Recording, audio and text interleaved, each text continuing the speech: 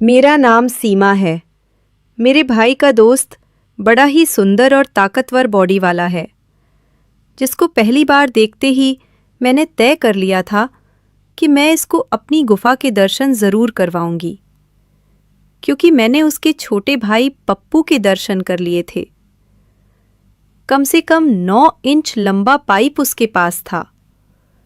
मैं दिल्ली में पली बड़ी हूँ। मेरी आंखें नीली और बाल गहरे काले हैं और मैं 5 फीट 5 इंच लंबी हूँ। 22 साल की उम्र में मैं पढ़ाई के लिए लंदन में रहती हूँ। यहाँ मैं अपने बड़े भाई आर्यन और उसके बचपन के दोस्त विजय के साथ 3 कमरों के एक फ्लैट में रहती हूँ। आर्यन पिछले 4 साल से लंदन में है और विजय भी 4 साल से उसी फ्लैट में रह रहा है। मैं 1 साल पहले यहाँ आई हूँ और मेरे घर वालों ने मुझे यहाँ आने की इजाज़त ही इस शर्त पर दी थी कि मैं अपने भाई के साथ रहूँगी। दिल्ली में मैं एक को-एजुकेशन कॉलेज में पढ़ती थी, जहाँ मेरे क्लासमेट और कॉलेज के दूसरे लड़के मुझ पर अक्सर टोंट कसते थे, लेकिन मैंने कभी किसी पर ध्यान नहीं दिया। मेरा सारा ध्यान अपनी पढ़ाई पर था और मैं हमेशा नई चुनौतियों की तलाश में रहती थी। इसी दौरान मेरा दाखिला लंदन के एक प्रतिष्ठित कॉलेज में हो गया और मैं अपने सपनों को पूरा करने के लिए यहाँ आ गई। मेरी इच्छा थी कि मैं अपने भाई से अलग रहूं, ताकि अपनी आज़ादी से ज़िंदगी जी सकूं। लेकिन घरवालों की ये शर्त कि मैं भाई के साथ रहूंगी, एक ऐसी बाधा थी जिसे मैं पार नहीं कर सकती थी। जब मैं यहाँ पहुंची तो विजय को देखकर हैरान रह गई। वह 5 फीट 10 इंच लंबा, सांवले रंग का और एक जिम बदन वाला नौजवान था। उसकी उम्र भी लगभग 24 साल होगी, यानी मुझसे कुछ साल बड़ा। वह गजब का खूबसूरत था, जो मुझे अपनी तरफ खींचती थी। लेकिन हैरान करने वाली बात यह थी कि वो हमेशा मुझसे दूर रहने की कोशिश करता। दूसरे लड़कों की तरह उसने कभी भी मुझसे ज्यादा परेशान करने की कोशिश नहीं की, बल्कि काम की बात भी वो मुझसे कभी कभार ही करता था, और वो भी बहुत कम। उसका तरीका कुछ ऐसा था कि जैसे वो मुझे बिल्कुल देख ही नहीं सकता। वो उसी वक्त घर आता जब आर्यन भाई भी मौजूद होते। अगर कभी ऐसा होता कि मैं घर में अकेली होती तो विजय भी घर से बाहर चला जाता और उस वक्त वापस आता जब आर्यन घर आ जाते। ये बात मुझे हैरान करती कि आखिर वो मुझसे इतना क्यों डर रहा है। मैंने कई बार उसके साथ बात करने की कोशिश की, लेकिन वो हर बार चला जाता और मुझे अनदेखा कर जाता, जैसे उससे किसी ने बात ही ना की हो। जैसे जैसे वो मुझे अनदेखा करता, मुझ में उसे पाने की इच्छा बढ़ती जाती। उसकी बेरुखी मेरे दिल में उसके लिए जिज्ञासा और आकर्षण पैदा कर रही थी। मुझे इस बात का भी डर रहता कि अगर मैं कभी उससे कोई बात करूं तो कहीं वो भाई को ना बता दे, कहीं आर्यन मुझसे नाराज ना हो जाए। लेकिन इसके बावजूद मैं अक्सर उससे बात करती रहती। हर बार मुझे उसकी तरफ से बेरुखी और नाकामी का सामना करना पड़ा। ये लड़का लंदन जैसे खुले माहौल में रहने के बावजूद यहाँ की बुराइयों और बेहतर जिंदगी से दूर था। हालांकि मेरा भाई कई बार शाम को बाहर दोस्तों के साथ चला जाता, लेकिन विजय ऐसी तमाम बातों से बहुत दूर था। वो अपना ज्यादा वक्त पढ़ाई या अपने काम में लगाता था। उसकी यही संजीदगी थी जिसने मुझे उसकी तरफ खींचा और मैं उसे मन ही मन में चाहने लगी थी। एक दिन मैंने उसे अपने संतरे दिखा दिए। वीडियो पर आगे बढ़ने से पहले यदि आपने हमारे चैनल को सब्सक्राइब नहीं किया है तो कृपया सब्सक्राइब करें और उसके बगल में घंटी वाला बटन जरूर दबा दें। एक बार जब विजय की तबीयत खराब थी और वह दिन भर घर पर ही रहा। मैं भी जल्दी कॉलेज से वापस आ गई। बारिश का दिन था और मौसम काफी ठंडा था। आर्यन भाई उस वक्त अपनी नौकरी पर थे, इसलिए मैंने विजय के लिए चाय बनाई और उसे दे दी। मैंने देखा कि वह काफी बेचैन महसूस कर रहा था। उसने मेरे हाथ से चाय का कप लिया और खामोशी के साथ बैठकर पीने लगा। उसके चेहरे पर थकान साफ दिख रही थी। मैं भी एक कप लेकर उसके कमरे में कुर्सी पर बैठ गई और उससे बातें करने लगी। मैंने उससे पूछा कि तबीयत कैसी है, क्या कुछ खाना पसंद करोगे? वह मुझे किसी बात का जवाब नहीं देता और खामोश रहता। अपनी नजरें कभी अपने लैपटॉप पर रखता तो कभी खिड़की से बाहर बारिश को देखता। वह मुझे अनदेखा कर रहा था, लेकिन मैं ढीठ बनकर उसके सामने बैठी रही और दिल में सोचा कि देखती हूँ, यह मुझे कब तक अनदेखा करता है। मेरा मकसद सिर्फ उससे बात करना नहीं था, बल्कि मैं उसकी करीबी महसूस करना चाहती थी। यह जानना चाहती थी कि उसके दिल में क्या चल रहा है। बातों के दौरान जब मैंने देखा कि वह मेरी तरफ ध्यान नहीं दे रहा, तो मैंने उससे सीधे सीधे यह पूछ ही लिया कि वह मुझे अनदेखा क्यों करता है। तो वह कहने लगा, तुम मेरे दोस्त की बहन हो और मेरे ख्याल में दोस्त की बहन अपनी बहन के बराबर होती है। मैं तुम्हारी इज्जत करता हूँ, इसीलिए तुमसे दूरी रखता हूँ। मैंने उससे कहा, दोस्त की बहन दोस्त भी तो हो सकती है, बल्कि एक बेहतरीन दोस्त। वो मेरी बात सुनकर थोड़ी देर खामोश हो गया। उसके चेहरे पर उलझन के निशान थे। मैंने इस मौके का फायदा उठाया और उसे अपने दिल की बात कह दी। मैं तुम्हें चाहती हूँ और तुम्हें पाकर रहूंगी। तुम मेरी जिंदगी का हिस्सा बन चुके हो। मेरी बात सुनकर वह कुछ देर हैरत से मेरी तरफ देखता रहा। फिर कहने लगा, ये बात ठीक नहीं है। अगर तुम्हारे भाई को मालूम हो गया तो वह तुम्हें कुछ नहीं कहेगा, बल्कि सारा इल्जाम मुझ पर डाल देगा। हमारी दोस्ती बरसों पुरानी है। मैं नहीं चाहता कि हमारी दोस्ती में दरार आए। यह रिश्ता आर्यन के लिए बहुत अहमियत रखता है। मैंने उसको कहा, तुम इसकी फिक्र ना करो, ये बात मुझ पर छोड़ दो, मैं सब संभाल लूंगी। उस दिन मुझे काफी हद तक कामयाबी मिली। मुझे लगा कि उसके अंदर भी दिल है और मैं उसके दिल तक पहुंच सकती हूँ। उसकी हिचकिचाहट और फिक्रमंदी ने मुझे यह यकीन दिलाया कि वह भी मुझे कुछ ना कुछ महसूस करता है। अब मुझे उसके दिल से डर दूर करना था और उसे यह यकीन दिलाना था कि इस रिश्ते में कोई खतरा नहीं है। खैर, इसी तरह वक्त गुजरता गया और अगले 2 हफ्तों तक मुझे कोई खास कामयाबी नहीं मिली। विजय का बर्ताव अभी भी एहतियाती था, हालांकि वो पहले से थोड़ा कम अनदेखा करने लगा था। इसी दौरान मेरे भाई आर्यन को रात के वक्त एक नई नौकरी मिल गई, जहां पहले वाली नौकरी से दुगना ज्यादा वेतन था। वो इस प्रस्ताव पर बहुत खुश था।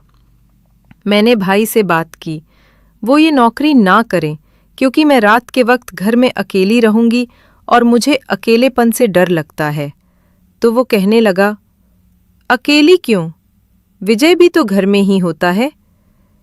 विजय भी उस वक्त हमारे पास ही मौजूद था, अपने लैपटॉप पर काम कर रहा था।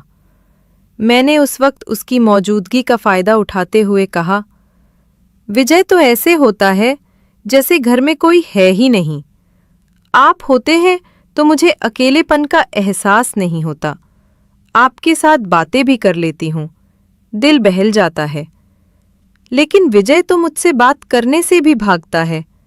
मेरी बात सुनकर आर्यन भाई हंसने लगे और विजय को संबोधित करके कहने लगे, क्यों विजय, क्या बात है?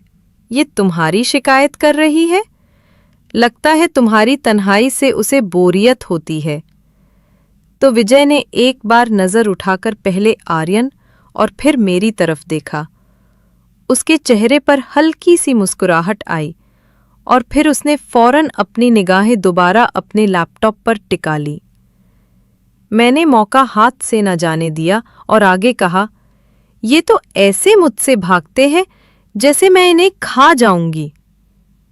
6 महीने विजय ने मुझसे कभी सीधे बात नहीं की और अब कहते हैं कि मुझे अकेलेपन का एहसास नहीं होगा। मैंने और ज्यादा नाटकीय अंदाज में कहा, आर्यन भाई, जब कभी आप घर पर ना हो और विजय घर आ जाए और घर में आपको ना पाकर ये तो बाहर निकल जाते हैं। मुझे लगता है अगर आपने रात की ड्यूटी वाली नौकरी शुरू कर ली तो ये भी घर नहीं आया करेंगे और मुझे बिल्कुल अकेला छोड़ देंगे। मेरी बात सुनकर भाई जोर से हंसने लगे और विजय को एक बार फिर संबोधित करके कहने लगे, विजय, क्या ये सच कह रही है? तुम्हें शर्म नहीं आती? तो उसने एक बार फिर अपना सिर उठाकर मुझे देखा। उसकी आंखों में हल्की सी चमक थी और कुछ कहने ही वाला था कि आर्यन भाई बीच में बोल पड़े और कहने लगे, विजय, मुझे तुम पर और बहन तुम दोनों पर भरोसा है। मेरा ख्याल है कि मेरी गैर मौजूदगी में आइंदा मेरी बहन को अकेलेपन का एहसास नहीं होगा। विजय, तुम इसका ख्याल रखोगे? आर्यन भाई की बात सुनकर विजय बोला, आर्यन। दरअसल उसने अपनी बात शुरू ही की थी कि आर्यन भाई फिर बोल पड़े, बस अब ये विषय बंद करो और बहन जा, चाय बनाकर ला, सब मिलकर चाय पीते हैं और ये बात यहीं खत्म। मैं उठकर किचन में चली गई। वापस आई तो कमरे का माहौल पूरी तरह बदल गया था और दोनों कहकहे लगाकर हंस रहे थे। ऐसा लग रहा था जैसे कोई पुरानी मजाकत चल रहा हो। मैं चाय की ट्रे लेकर कमरे में दाखिल हुई और हम लोग चाय पीते रहे। इस दौरान मैंने देखा कि विजय बात करते करते चोरी चोरी मुझे देखता है और फिर मुझसे नजरें मिलते ही निगाह दूसरी तरफ कर लेता है, जिस पर मुझे खुशी महसूस हुई कि आखिरकार मुझे कामयाबी मिल रही है। मेरे ख्याल में ये पहली बार था कि विजय मेरी तरफ नजर उठाकर देख रहा था। उसकी आंखों में एक नई सी शरारत थी। पहले तो मुझसे बात भी नहीं करता था, अपनी नजर नीचे रखता था या इधर उधर देखता रहता था।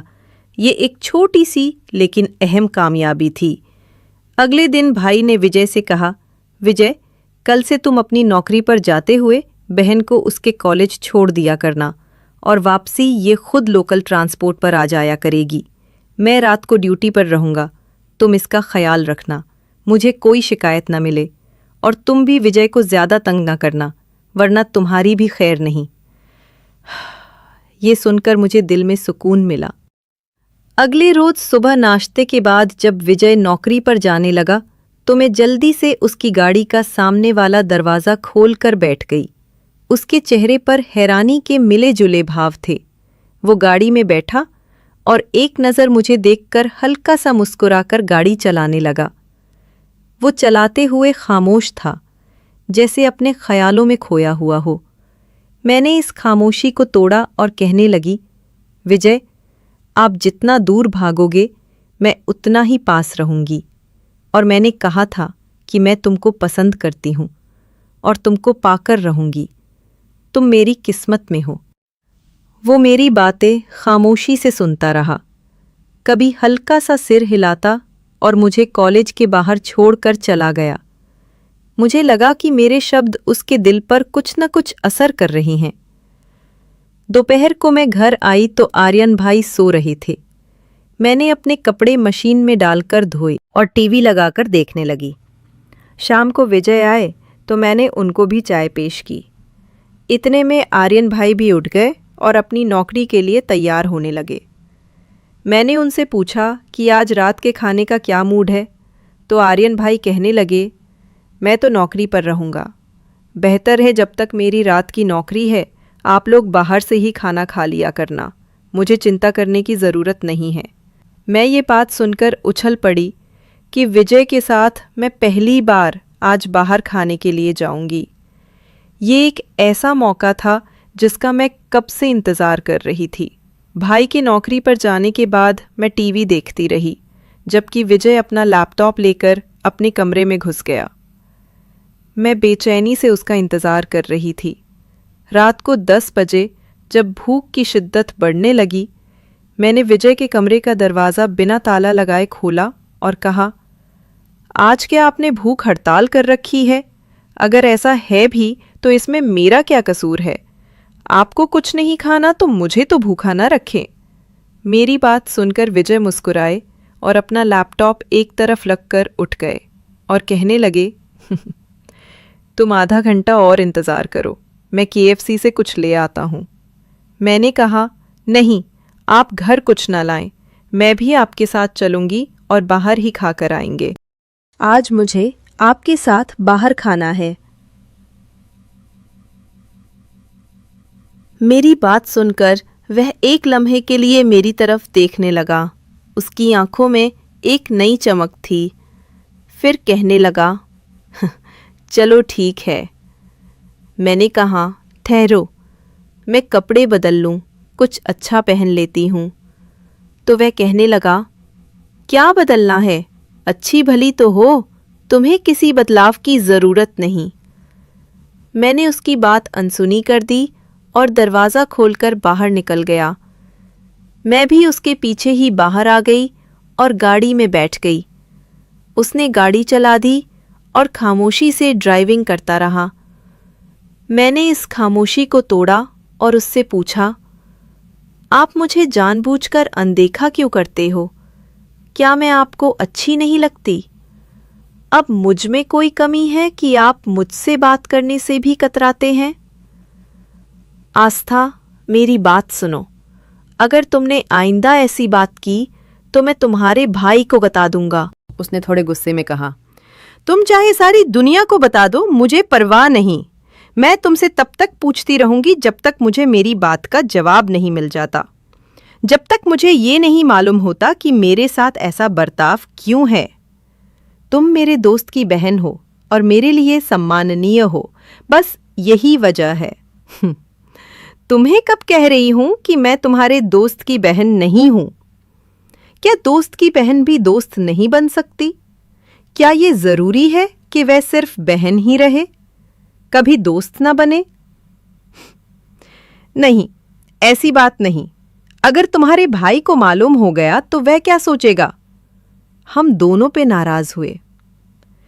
ये सब तो मुझ पर छोड़ दो, मैं सब संभाल लूंगी। आपको सिर्फ मेरी बात सुननी है और मेरी तरफ एक बार ध्यान देना है। फिर भी मुझे ये सब अच्छा नहीं लगता। ये हमारी दोस्ती के खिलाफ है। क्यों अच्छा नहीं लगता? इसकी कोई खास वजह भी तो बताओ।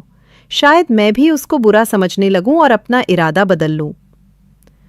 मैं तुमसे बहस नहीं कर सकता, उसने तंग आकर कहा। उसके चेहरे पर बेबसी के निशान थे। फिर मेरी बात मान लो। मैं आपको ये बता दूं कि मैं आपको पसंद करती हूं और आपको पाकर ही रहूंगी।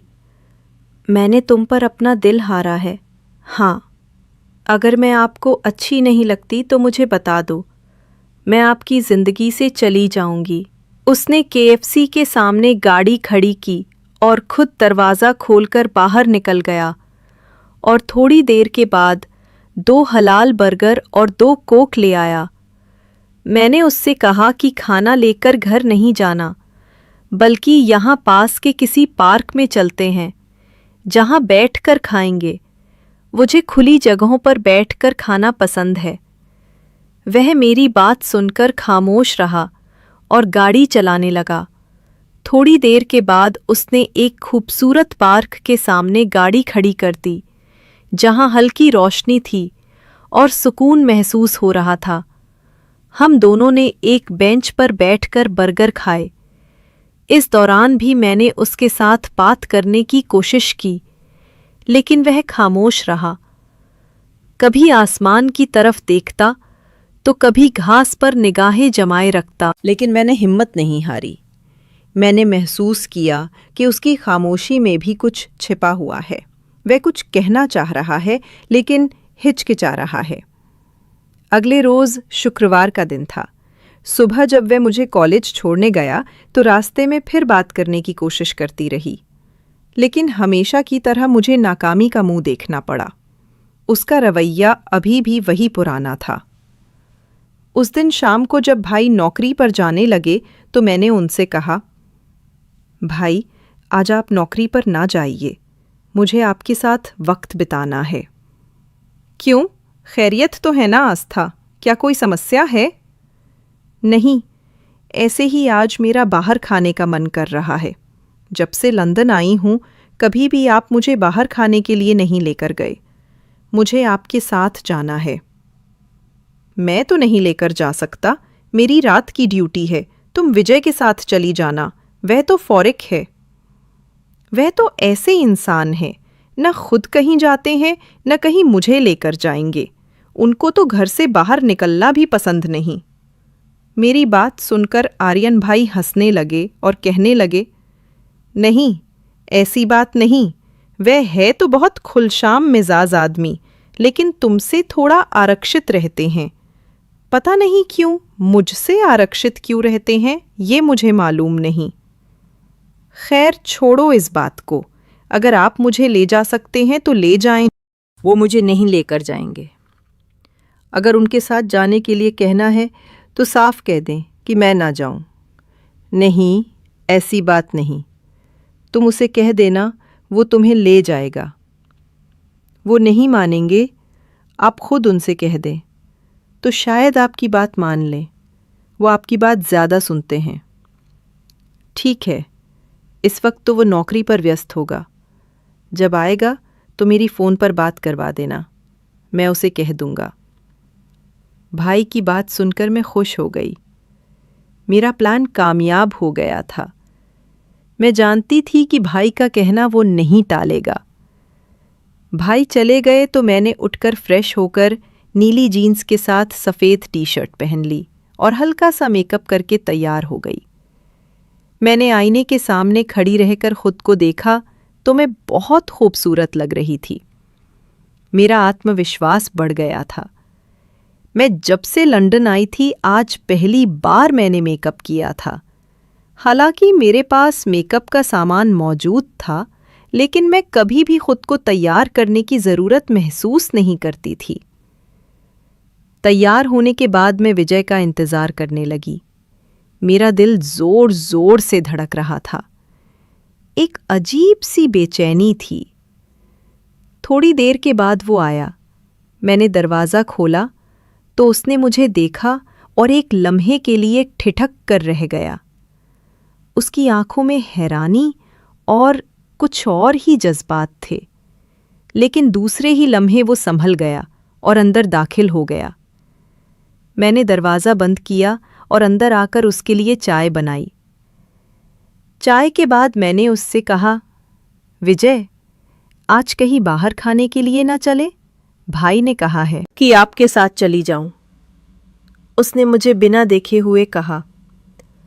मैं नहीं जा सकता। अगर जाना है तो आर्यन से कह देना, वो लेकर चला जाएगा। मैंने भाई से पूछ लिया है, वो कह रहे थे कि आपके साथ चली जाऊं, और उन्होंने मुझे जोर दिया है कि आप मुझे लेकर जाएं। मुझे तो उसने नहीं कहा, आप उनसे फ़ोन पर बात कर लें। नहीं, मैं नहीं करता उससे बात, और ना ही तुम्हें लेकर जाऊंगा। मेरे पास वक्त नहीं है और मुझे बाहर जाने का मूड नहीं है। मैंने विजय की बात सुनी और अपने फ़ोन से भाई का नंबर मिलाया। जब बेल बजी तो मैंने फ़ोन विजय को पकड़ा दिया। ये लो, भाई से बात कर लो, वो आपसे बात करना चाह रही हैं। नहीं, मैं नहीं करता, उसने फ़ोन मेरी तरफ बढ़ाते हुए कहा। उसके चेहरे पर सख्ती थी। मैंने फ़ोन पकड़ लिया और जैसे ही भाई ने फ़ोन उठाया, मैंने रोने वाले अंदाज में कहा, भाई, मैंने क्या कहा था? विजय मुझे नहीं लेकर जाएंगे। आप खुद ही मुझे मना कर देते। मैं कितनी अकेली महसूस कर रही हूँ। नहीं, ऐसे कैसे हो सकता है? तुम मेरी बात विजय से करवा दो, भाई ने हैरानी से कहा। वो आपसे बात करने को भी तैयार ही नहीं। वो तो कह रहे हैं कि उनको मुझसे बाहर जाने का बिल्कुल मूड नहीं है। ठीक है, मैं उसको खुद फ़ोन करता हूँ। भाई ने फ़ोन बंद कर दिया। अगले ही लम्हे विजय के फ़ोन पर घंटी बजने लगी। विजय ने मेरी तरफ गुस्से भरी निगाहों से देखते हुए फ़ोन उठाया। हेलो, क्या हाल है आर्यन? फिर उसने मुझ पर नज़र डाली और भाई से कहने लगा, क्या मैं कैसे ले जा सकता हूँ इसको यार, मुझे काम है। मेरी बात तुम समझते क्यों नहीं? दूसरी तरफ से भाई ने जाने विजय को क्या कहा। विजय ने मेरी तरफ देखा और फ़ोन बंद कर दिया और मुझे कहने लगा, ठीक है, लेकिन जाना कहाँ है? किसी अच्छे से होटल पर चलते हैं जहां लाइव म्यूजिक हो। नहीं, मैं तुम्हें होटल पर नहीं ले जा सकता। आज मेरा मूड नहीं है। नहीं तो मैं फिर भाई से बात करती हूं। मैंने उसे फिर धमकी दी। एक तो तुम भाई की धमकी बहुत देती हो। तुम्हारा भाई मुझ पर कोई हाकिम तो नहीं लगा हुआ कि मैं उसके डर से तुम्हारी हर जायज नाजायज बात मानूं? उसने अब थोड़ा सा मजाक से कहा। तो ठीक है, अब भाई से बात कर लें और उनको कह दें कि मैं नहीं ले जा सकता। मैंने भी थोड़ी शरारत की। ठीक है, लेकिन एक बात सुन लो, वहां जाकर कोई ऐसी वैसी हरकत नहीं करनी और तुम तैयार हो जाओ। मैं भी कपड़े बदल लेता हूं। मैं तैयार हूं, आप तैयार हो लें। वैसे इसी तरह भी आप बहुत हैंडसम लग रहे हो, मैंने मुस्कुरा कर कहा। उसने फिर मेरी तरफ देखा। उसकी आंखों में एक नई सी शरारत और हल्की सी हंसी थी। वह अपने कमरे में घुस गया। थोड़ी देर के बाद कपड़े बदलकर बाहर निकल आया और मुझे कहने लगा, चलो जल्दी करो और वापस भी जल्दी आना है। उस वक्त रात के लगभग 9 बज रहे थे। मैं जल्दी से बाहर निकली और गाड़ी में बैठ गई। उसने दरवाज़ा लॉक किया और गाड़ी में आ बैठा और ड्राइविंग करने लगा। हम लोग लंदन के एक बड़े होटल के बाहर पहुंचे, जहां उसने एक जगह गाड़ी पार्क की और हम अंदर चले गए। अंदर दाखिल हुए तो अंदर तेज़ अंग्रेज़ी संगीत चल रहा था और माहौल बहुत रोशन था। हमने एक खाली टेबल ढूंढा और बैठ गए। ऐसे ही बैठे रिटेंट के बाद मैंने विजय से कहा, यहाँ ऐसे ही बैठे रहेंगे? अब कोई ड्रिंक वगैरह भी लेनी है? वो कहने लगा, तुम बैठो, मैं कुछ ले आता हूँ। मैंने उससे कहा, नहीं, आप बैठे, मैं लेकर आती हूँ, आप थक गए होंगे। वो उठने लगा, लेकिन मैं उससे पहले उठ चुकी थी, जिस पर वो बैठ गया और उसने अपने पर्स से मुझे कुछ पैसे दिए।